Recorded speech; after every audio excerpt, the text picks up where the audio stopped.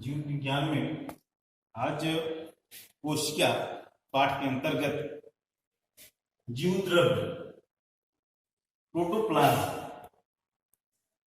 जो कि कोशिका का सबसे महत्वपूर्ण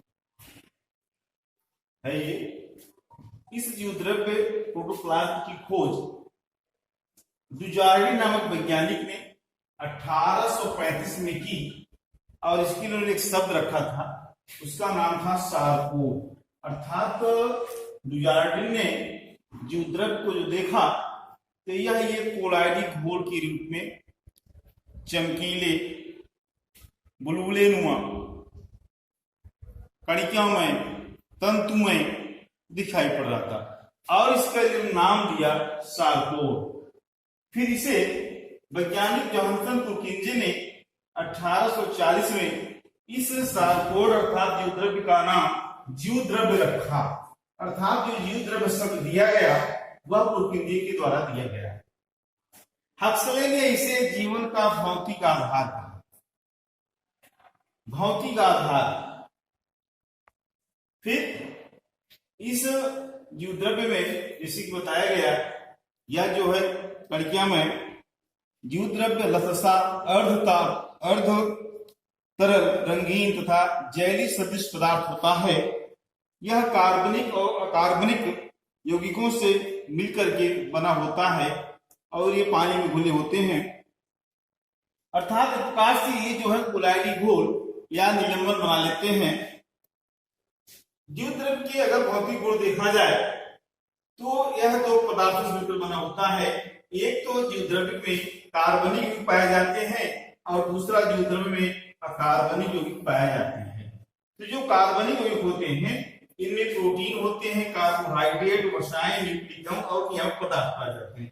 प्रोटीन या कार्बन, हाइड्रोजन, ऑक्सीजन, नाइट्रोजन से मिलकर बने होते हैं। इसमें फास्फोरस, सल्फर और मैग्नीशियम भी पाए जाते हैं। प्रोटीन जल में घुलनशील में रहते हैं और यह इसका जो छोटा अणु होता है वो होता है अमीनो अम्ल। अर्थात अमीनो अम्ल मिलकर के ही प्रोटीन बनाते हैं और यह जो होती है इस जीव द्रव्य का मुख्य भाग होता है। दूसरा आता है कार्बोहाइड्रेट। कार्बोहाइड्रेट कार्बन, हाइड्रोजन और ऑक्सीजन के 1:1 के मिलने से बना होता है और इस कार्बोहाइड्रेट को जो होता है वह कोशिकीय ईंधन कहा जाता है। अर्थात यह ईंधन के रूप में प्रयुक्त होता है। कार्बोहाइड्रेट ही जो होता है जंतु कोशिकाओं में यही ग्लूकोज जो होता है ग्लाइकोजन रूप में सिद्ध हो जाता है, जबकि कार्बोहाइड्रेट ही जो है वह वनस्पति कोशिकाओं में मंड स्टार्च के रूप में संग्रहित किया जाता है और इस प्रकार से यह ईंधन के रूप में काम करता है। जबकि प्रोटीन जो है वह कोशिका के निर्माण में अहम भूमिका निभाता है। इस प्रकार से है बिल्डिंग कंस्ट्रक्शन मटेरियल जिसे कार्य करता है। फिर आता है वसाएं। वसा जो है लिपिड, आयल अर्थात तेल और अन्य चिकने पदार्थ जो पाए जाते हैं ये सब वसाएं होती हैं। ये वसाएं प्रोटीन के साथ मिलकर के जो है वो झिल्लियों के निर्माण में, कोशिकांगों के निर्माण में सहयोग करते हैं। इसके साथ साथ ये वसाएं ही जो होते हैं वो चिकना बनाने का कार्य करते रहते हैं। फिर आते पाया जाता है न्यूक्लिक अम्ल पाया जाता है। न्यूक्लिक अम्ल जो है केंद्रीय भाग होता है, अर्थात यह प्रकार से केंद्र में होता है, लेकिन न्यूक्लिक अम्ल में जो होता है वह डीएनए होता है और आरएनए होता है। डीएनए का नाम आप लोग जानते होंगे, डीऑक्सीराइबोन्यूक्लिक एसिड और आरएनए का राइबोन्यूक्लिक एसिड। फिर आता है नियामक पदार्थ, रेगुलेटरी मटेरियल्स।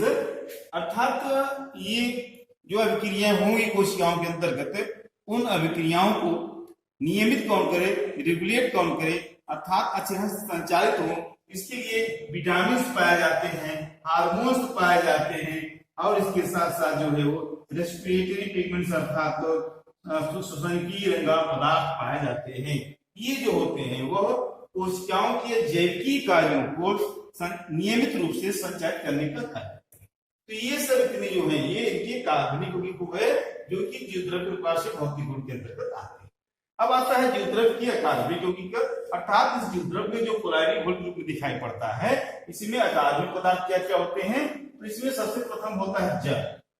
भैया बहनों, कोशिका में जो जीव द्रव्य होता है यह जीव द्रव्य का 65% भाग जो है वो केवल जल ही होता है। अब जल ही जो जीवन कहा जाता है, इसलिए जल जीवन कहा जाता है क्योंकि इतने पदार्थ घुले हुए होते हैं वो जल में ही घुले हुए होते हैं। अगर जल की मात्रा कम हो जाएगी कोशिकाएं सिकुड़ जाएंगी, अर्थात पूरा जीवन सिकुड़ जाएगा। दूसरा आता है मिनरल्स। मिनरल्स भी होते हैं। मिनरल्स के इसमें जैसे सोडियम है, पोटेशियम है, कैल्शियम है,